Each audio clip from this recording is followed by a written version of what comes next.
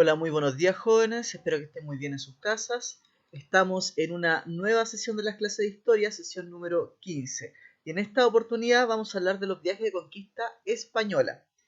Si bien el objetivo es señalar las características de los viajes de conquista, nos vamos a enfocar en esta primera parte en solo hablar de las características de los viajes, antes de hablar de los viajes propiamente tal.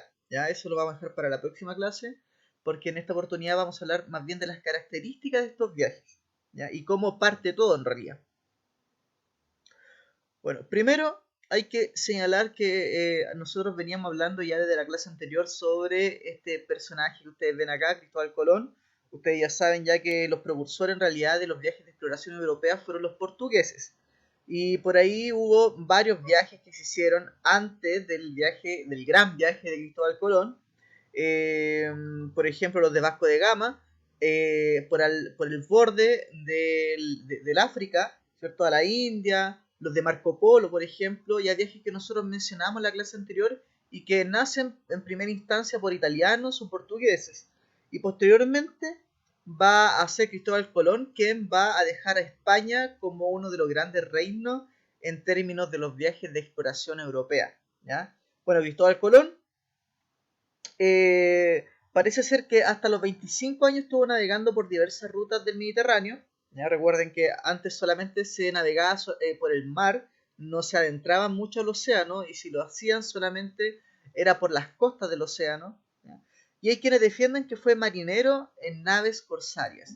En 1476, tras diversas peripecias marítimas, Colón llega a Portugal en el contexto de su aventura atlántica impulsada por el rey Enrique el Navegante, deseoso de encontrar una ruta marítima hacia las Indias frente a la tradicional terrestre.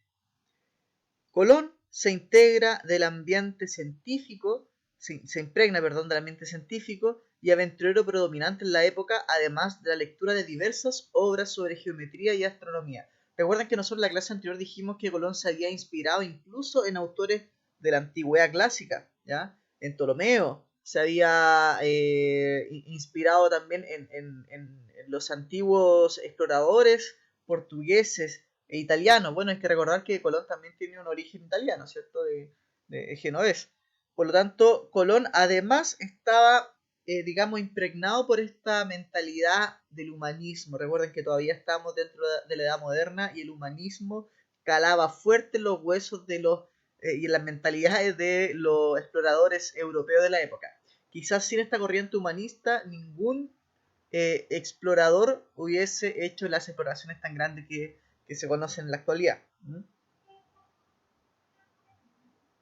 Sin embargo, Colón tuvo muchos problemas para iniciar sus viajes de navegación. ¿Ya? Primero fue al gobierno de Portugal para pedir ayuda, pero ellos estaban suficientemente ocupados con otras cosas como la costa de África y decidieron no ayudarle. Por lo tanto, en Portugal se esmeraron más en explorar el sur de África y el borde desierto para llegar a la India, más que integrarse por una nueva ruta que en la que estaba exponiendo Colón y que era dar la vuelta al mundo por el océano Atlántico, cosa que era para casi toda la mayoría de los reinos era una cuestión, digamos, inexplicable, ¿ya? Idílica. Por lo tanto, no le dieron importancia a la exposición que les propuso Cristóbal Colón. Es así entonces que Colón le propuso el proyecto a los reyes de Castilla y Aragón, a los reyes católicos, Fernando e Isabel. Recuerden que estos reyes se unieron en la unificación de España, ¿cierto? Del reino de Castilla y Aragón. Sin embargo, esto tampoco lo aceptaron por varios motivos, ¿ya? Primero, en aquel momento los reyes dedicaban todo su recurso a la conquista de Granada. Era el último reino musulmán de la península ibérica. Recuerden que en este tiempo musulmanes y católicos estaban en una disputa, ¿cierto? En una guerra. Y de hecho en 1492 fue el año en que también fueron expulsados los musulmanes de la península ibérica. Eso también lo vimos en la clase anterior, ¿ya? Entonces, España estaba muy enfocado en la lucha contra los moros, ¿cierto? Más que en exploraciones como las que tan locas que proponía Cristóbal Colón. Hernando de Talavera temía que el viaje propuesto por Colón transgrediera el tratado de Alcacobas, firmado con Portugal, y llevase a la apertura de otro conflicto bélico. Por lo tanto, el tratado de Alcacobas instalaba la paz entre, digamos, Portugal y la corona española, dejando a Portugal prácticamente la totalidad de las rutas de exploración que se estaban dando en la época. Y España solamente tenía limitadas ciertas rutas, ¿ya? Y salir de esas rutas era violar el tratado. ¿Ya? Por lo tanto, también se pensaba que era una mala idea. Por otra parte, una comisión de expertos dictaminó que era imposible que fuera verdad lo que decía Colón. Es decir, que se podía dar la vuelta al mundo por el Océano Atlántico y llegar a las costas de la India. Eso era algo impensado. Bueno, sin embargo, la corona decide financiar esta propuesta y lo contribuyó con 1.140.000 maravedíes, que era la moneda de la época, y Colón puso 500.000. No se sabe de dónde sacó este dinero Cristóbal Colón. Algunos dicen que fueron aportes de sus algunos familiares, ¿cierto? De los hermanos Pinzón incluso, que fueron algunos de los acompañantes de Colón. Bueno, pero sin embargo faltaba también la tripulación, ¿ya? ¿De dónde sacaban los marineros necesarios para emprender tan magno viaje? Entonces, Colón conoce a Martín Alonso Pinzón, ¿cierto? Era un rico armador y líder natural de la zona gracias a sus muchas navegaciones tanto por el Atlántico como por el Mediterráneo, y por lo que había amasado fortuna y fama, ¿ya? Además de los ánimos y la influencia de estas amistades, al mayor de los hermanos Pinzón le habría convencido también la propuesta que, según el testimonio de Alonso Gallego, Colón le hizo a Martín Alonso. Esto le dijo Colón, le dijo: señor Martín Alonso Pinzón, vamos a este viaje que, si salimos con él y Dios nos descubre tierras, yo os prometo por la corona real de partir como un hermano. Por lo tanto, le estaba diciendo entonces a los hermanos Pinzón Colón que por favor lo acompañaran, que ellos tenían, digamos, eran líderes dentro de la comunidad, que ellos también podían, digamos, tratar de integrar a más gente a este nuevo proyecto y convencer a navegantes a este nuevo proyecto. Sin embargo, vamos a ver en la próxima clase que en realidad los que acompañan este proyecto, valga la redundancia, no son, digamos, navegantes muy, muy estudiosos o muy preparados, sino que eran más bien personas para nada capacitadas en estos temas. Solamente los acompañaron por un ánimo de riquezas, ¿ya? Pero eso lo vamos a abordar la próxima clase. Colón entonces ya tenía en su poder a compañeros de viaje como los hermanos Pinzón, tripulantes y 3 carabelas que logró entonces, gracias al apoyo de la corona española y del dinero que tenía juntado, ¿cierto?, comprar la Niña, la Pinta y otra de mayor aporte, la Santa María. Acá tenemos una réplica, ¿cierto? Y la del medio vendría siendo la Santa María. Bueno, para iniciar este viaje, Colón tuvo que firmar las famosas capitulaciones de Santa Fe.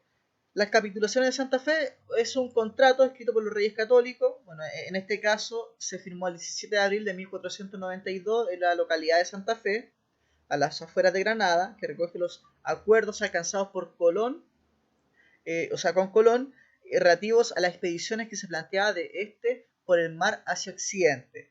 Sin embargo, podemos decir que las capitulaciones en general eran tratados entre la corona española y cualquier explorador europeo, ¿ya?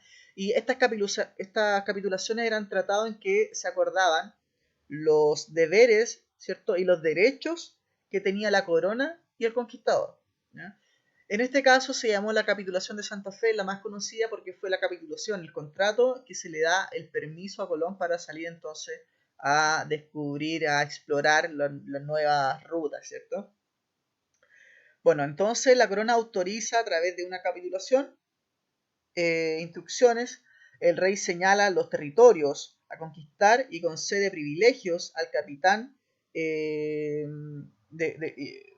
con el título de gobernador también, facultad de repartir tierras y población aborigen. Por lo tanto, son muchos beneficios los que se les pueden dar al conquistador que firme una capitulación y que logra conquistar nuevas tierras. Entonces a Colón se le está, digamos, dando la oportunidad, mediante esta capitulación, de que si descubre nuevas tierras, va a tener gran parte de esas tierras a nombre de él, va a ser conquistador y un privilegiado, va a ser capitán con título de gobernador incluso, y se va a poder incluso repartir los aborígenes que puedan encontrar en esas tierras, ¿ya? Cosa que lamentablemente se hizo y se abusó mucho de estos aborígenes, ¿ya? El jefe conquistador se compromete a realizar la expedición, financiarla y seguir las instrucciones de la corona. Tratar bien a los naturales, que vendrían siendo los indígenas, que vamos a ver más adelante que esto no se cumple para nada, ¿ya? Aunque después más adelante se dan cuenta de que no se están cumpliendo este buen trato a los indígenas y se crean las tasas, como la famosa tasa Santillán, que es para ayudar un poco a que no se maltraten tanto estos indígenas, sin embargo, igual se siguen maltratando, eso es historia conocida. Y llevar sacerdotes, sí o sí tiene que ir con sacerdotes. Es una frase muy típica, esa que dicen que Cristóbal Colón llegó con una Biblia en la mano y con una espada en la otra, ¿ya? Es decir, llegó con la fe, sin embargo, para el que no creía con la fe, tenía la espada, ¿ya? Bueno, como le decía, el ejemplo más famoso de una capitulación es la capitulación de Santa Fe, que se le concede a Colón entonces para dirigirse a estas nuevas, digamos, rutas desconocidas. El financiamiento de casi todas las empresas quedaba en manos del capitán de conquista. La corona financió solamente algunas expediciones. Generalmente la corona española no financiaba las exploraciones. Esto era financiado solamente por quienes podían financiarla digamos, y iniciar estos viajes. Por lo tanto, se dice que las empresas de conquista, es decir, los viajes de conquista, de exploración, era una empresa privada, ¿ya? Acá entonces tenemos, para ir ya finalizando, que una de las características más, digamos, importantes de estas conquistas, de esta exploración europea, es que todas eran empresas privadas, eran financiadas por el conquistador y que todas necesitaban de una capitulación, es decir, de un contrato, de un acuerdo entre el conquistador y la corona española.